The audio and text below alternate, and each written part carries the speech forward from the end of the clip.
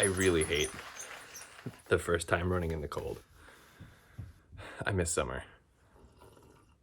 But the one thing I do know is that if you don't go out and run, that becomes a problem because you stop running. And once you get out there and realize that it's just a matter of adjusting to the temperatures, getting the right clothes on, dealing with it, because it's not nice, whatever, you just get back in the groove. And that's how you know that you've built enough momentum. You can just power through. And I feel like that's such an analogy for life. So bribe yourself if you have to. Have another cup of coffee when you get back. I don't care what it takes. Just make sure that you get out there. That's really the most important thing. Just keep going.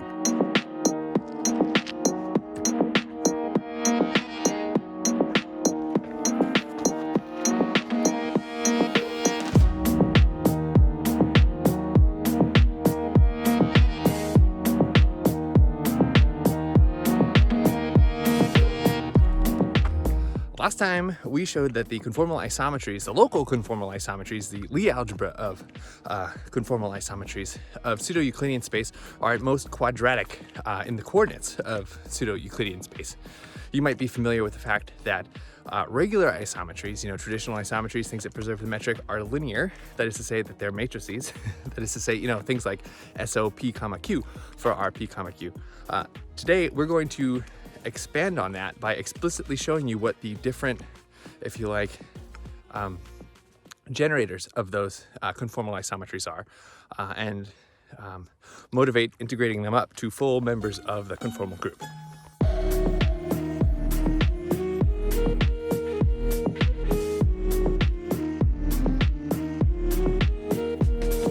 So since we proved that they're at most quadratic, this gives us a really nice Ansatz, or if you like, educated guess, hypothesis, for a generic possible conformal isometry in the Lie algebra, which is given by a constant piece plus a matrix, linear piece, plus a quadratic piece. And what is the most general quadratic piece that you can write down? Well, consistent with symmetries, contracting matrices, and so on, we have two possible terms. One where the x is left on its own, and the other where the x is squared. By the way, did you know that the plural of Ansatz is Ansatz? My very first attempt at an internet project I called Ansatz. I don't know why. I had an email address and everything, but that has long since passed.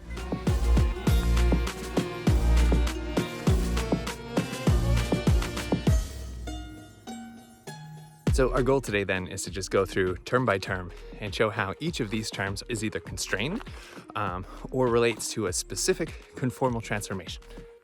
Okay, so let's get started. The constant piece is probably the easiest piece, the affine piece. Obviously, we can move the origin around without changing the metric structure of flat space, of pseudo-Euclidean space,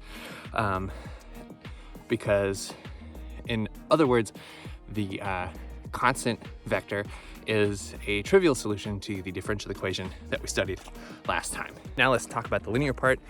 Linear part's actually kind of interesting. So you might recall from basic linear algebra that you can always split a matrix into its antisymmetric and symmetric parts. If that's news to you, the quickest way to do that is to take in index notation a matrix MAB, right? And then add and subtract from it MBA. And so you can quite easily see how you can get symmetric and antisymmetric parts, and that they're, divide by 2 if you want. The antisymmetric part, of course, is what we're already familiar with. Those are just the rotations. We dealt with them last time. So what's left is the symmetric part. You might further recall that a symmetric matrix can be split up further into the trace part and the traceless part. So let's put the trace aside for now, and you can follow the same logic that we had in the last video when we discussed linear transformations, isometries. The symmetric traceless part of a general linear transformation violates the conformal isometry constraint because it ends up mixing components of the metric tensor around, and so that's no good. So that is ruled out. In other words, the symmetric traceless part of a linear transformation is not a conformal isometry, so we set all that to 0.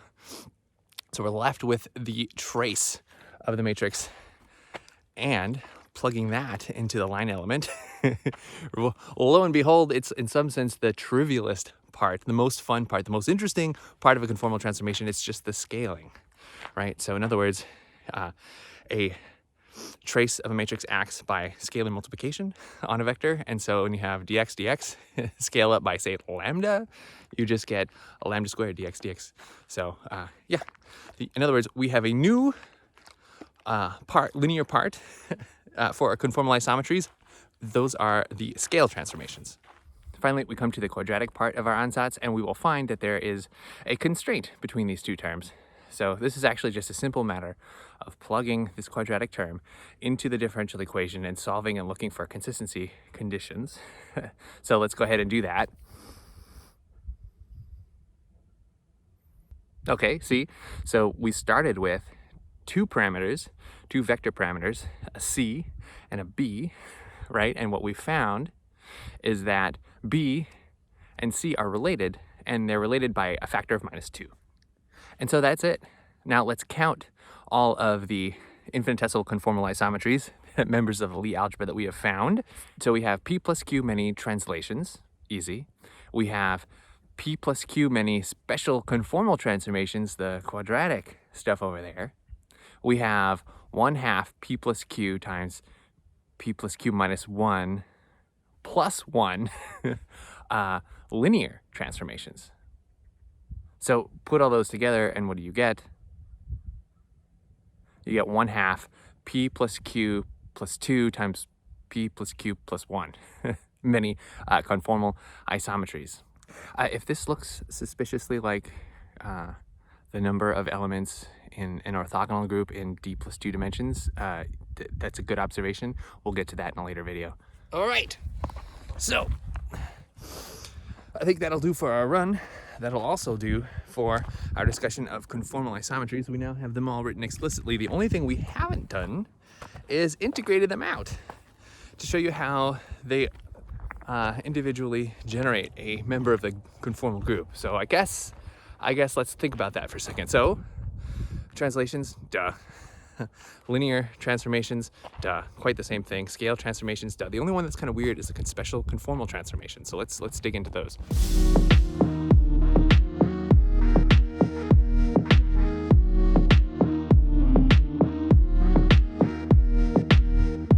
All right, the special conformal transformations, or conformal boosts as they're sometimes called, are the quadratic terms, and we can integrate them out.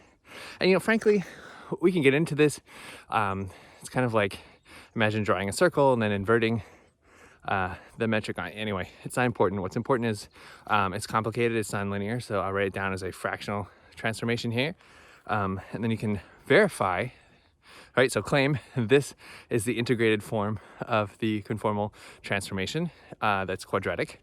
And then proof, we take a derivative with respect to the boosting parameter, and we find the one form, which is, right, just the Lie algebra element. So it's pretty straightforward. And that's all there is to it, at least in a generic pseudo-Euclidean space. There's so many directions to go from here. So I'm going to not tell you what we're doing next time because I haven't decided yet. But in the meantime, I hope you're getting after it. I hope you're learning something. Let me know what you're up to. Drop me a comment. Okay, the only other thing is, if you're into particle physics, I have a podcast that just released, and now it's on Apple and Spotify and Google and Amazon and all the different platforms. You can check it out. It's called The Field Guide to Particle Physics. It's meant to actually supplement something bigger that's coming. But yeah, I'll link it in the show notes. Hopefully it's fun. Hopefully it's interesting. It's definitely general audience though. So at some point we'll get to the group theoretic and representation theoretic aspects of particle physics. Actually, that will specifically be a topic in applied representation theory, another course. God, there's so many things. There are so many things. I need to get out of here before I talk your ear off. So have a great weekend, everybody.